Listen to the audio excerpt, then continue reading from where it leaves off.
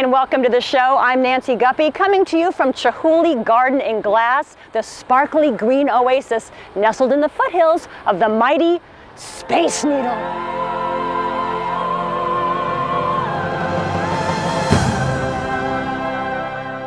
We've got an excellent lineup of art for you, including Mike Hipple's celebration of 90s musicians, the painterly world of Jacqueline Barnett, and music from Anne Johnson and The Hidogs. We'll begin with a visit to the fascinating and all-important conservation department at the Seattle Art Museum. There's a code of ethics for the conservation field that we adhere to as far as possible. You have to try and do as little treatment as is necessary, and you have to always honor the artist. I'm the Jane Lang Davis Chief Conservator at the Seattle Art Museum, and I oversee conservation and care of the collections here at the museum. A conservator is responsible for the care and maintenance of collections, and that involves both preventive conservation, and it also involves conservation research and treatment of the works of art. An interesting thing about this artist is the way that he mixed sand into the paint to give it texture and to catch the light. And you can really see it here, where you get these real chunks of unmixed material in the paint.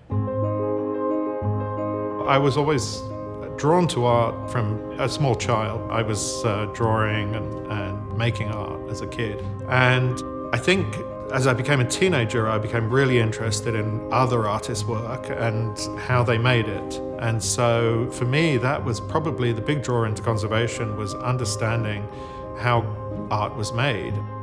I first got into doing art conservation in graduate school. So I had taken a bachelor's degree in the history of art. So the options that I was pursuing were either studying art history as a master's or conservation. And I liked the idea of working with both my hands and with my head, and conservation seemed to sort of fit that bill. So we are responsible for conservation at the 3 museum sites, so downtown, the Olympic Sculpture Park, and the Asian Art Museum. Here we are at the Seattle Asian Art Museum, and this is a set of Japanese screens which has just come in for consideration for acquisition. And part of that process, we look really closely at the screens and evaluate the condition and the techniques.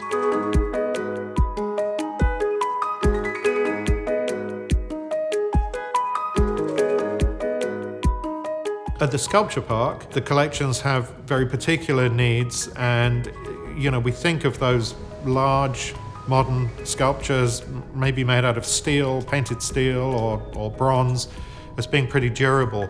But it's quite a punishing environment for a work of art to be in that uncontrolled environment. We are down there cleaning. I mean, not everything gets cleaned once a week, but pretty much we're down there cleaning all the time.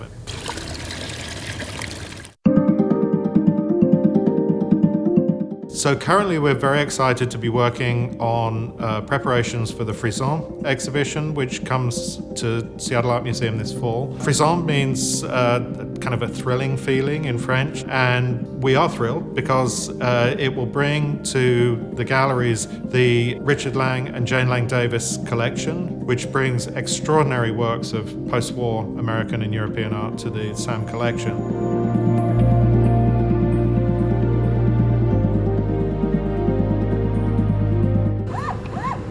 The way that we determine whether a painting needs treatment is through the examination. There are 1 or 2 paintings in the Frisson exhibit where we have some lifting paint. When you find that, you have to set that paint down, otherwise you risk it flaking off and losing it.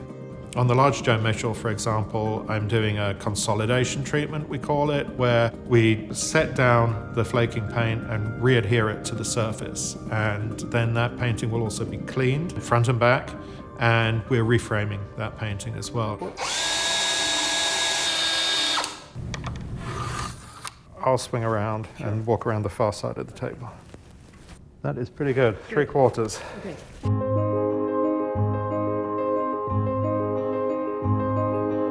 You get emotionally attached to the works of art when you're working on them, particularly if it's a conservation that happens over a long period of time. And what you also get is a really great feeling for the way that artist works. Neat things here that you can see are the fingerprints of the artist, which are all over the back. When you see things like that, you really have the feeling that you're getting close to the artist. It's almost like learning a language. It's something that can only happen through long exposure to a particular artist's brushstrokes or, materials. The most gratifying aspects of the work are really going into the gallery and seeing members of the public in the gallery looking at and enjoying the works of art, and knowing that they'll enjoy that for generations to come.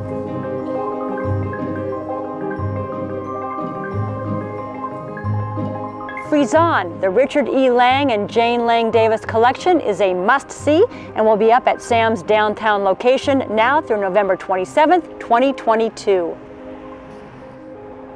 Stephanie Anne Johnson and the Hidogs, one of my favorite local bands, is fast becoming known outside of the Northwest.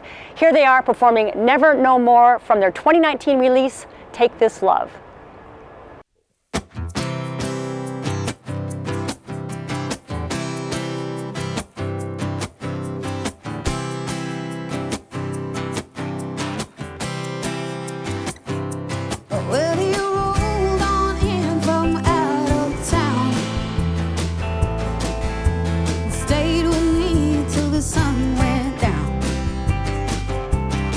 He had big old hands and big old feet.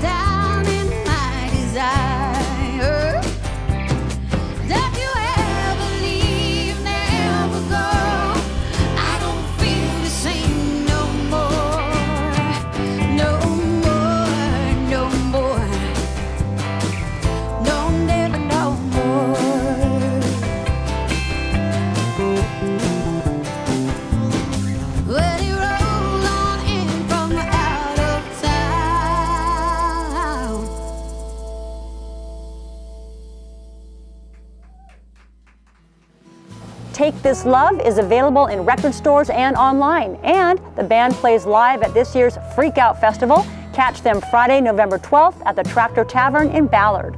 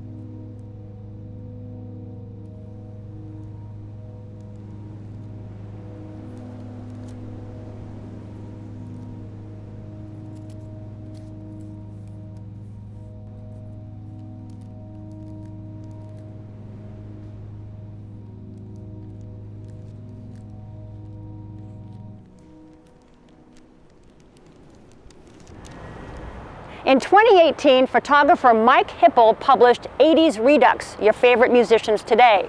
Well, 2 years later, Mike is back with the logical follow-up, Lived Through That, 90s Musicians Today. Hey, Mike, it's great to see you. Great to see you again, Nancy. All right, so your previous book, it featured photos of musicians from the 1980s and was very much about what 80s music and culture meant to you.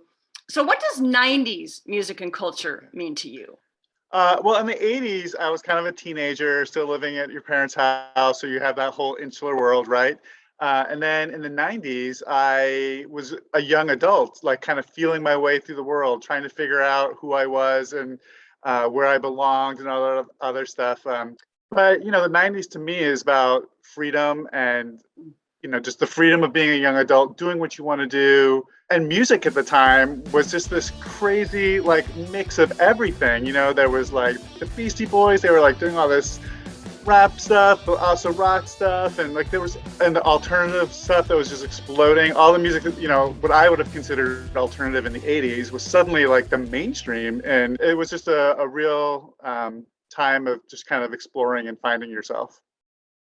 Is there an artist that you were particularly excited about getting? I know you're excited about all of them, but is there one in particular that stands out? There were a couple, yes. Tanya Donnelly from Belly and the Breeders and Throwing Muses. I have loved their music, all of her bands from since forever ago, right? I was really starstruck with Tanya Donnelly. She is a fantastic human being, just super nice, down to earth. Everybody that participated in both this book and the 80s book, they were really, they open up their doors to their homes and they're really open and warm and down to earth. I haven't seen any kind of diva attitudes or anything from anyone. What's the strangest thing, or I don't know, maybe the most difficult thing that happened as you were trying to track down a subject? I was going to London and I wanted to get a bunch of London artists together. And I was curious about the Chumbawamba folks, right? So I was looking them up, and then it turns out the one guy, Dan Bird, lives up in Twist. Like this, this British anarchist lives up in Twist. I'm like, oh my God, he's like right in the backyard. So it was really amazing to get up there, and the light up there to photograph is amazing. Lots of great shots in the book. So would you go in with an idea of what you wanted, or was it more of a collaboration in the moment with the artists? It was definitely more of a collaboration in the moment. Generally, they're just kind of on the fly. You're just looking around, trying to figure out what you're going to do and what the artist is going to feel comfortable. And every time, people are pretty open to doing whatever you want to do. So how did you pull off the multiple mirror shot in the Dandy Warhol's photo booth picture? That's cool. Photoshop. And they were great too. Dandy Warhols, I mean, they come in and they just look like rock stars, right? They just have like a rock star attitude about them. And then you start talking to them and they're totally like awesome people. So Scott McCoy of the beloved Seattle band Young Fresh Fellows, well known here, as well as REM -5.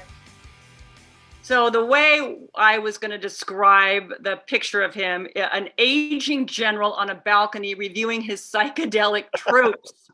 So what is the story? Is there a story behind that photo? I photographed Scott in winter of the pandemic. I couldn't go into his house, and I really wanted to photograph him with my old school, like 1930s speed graphics 4x5 camera. But to get the camera in that space, like you can't see, but I'm like in all of his shrubbery in his front yard. He was kind of on a hill, and I swear to God, I thought I was going to break the camera because I kept slipping. What's so great about that story is that when someone sees a photo, we impose a lot of meaning on it, right? And it's almost, you can just make it whatever you want to make it as an audience member.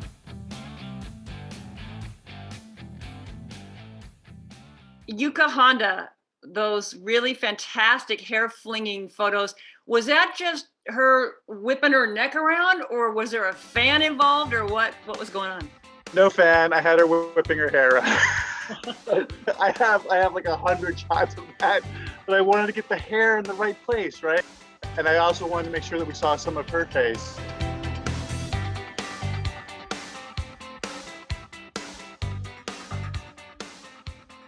Well, congratulations on the book, Mike. It's really fun. It's great to see those artists current day, and it's great to talk to you.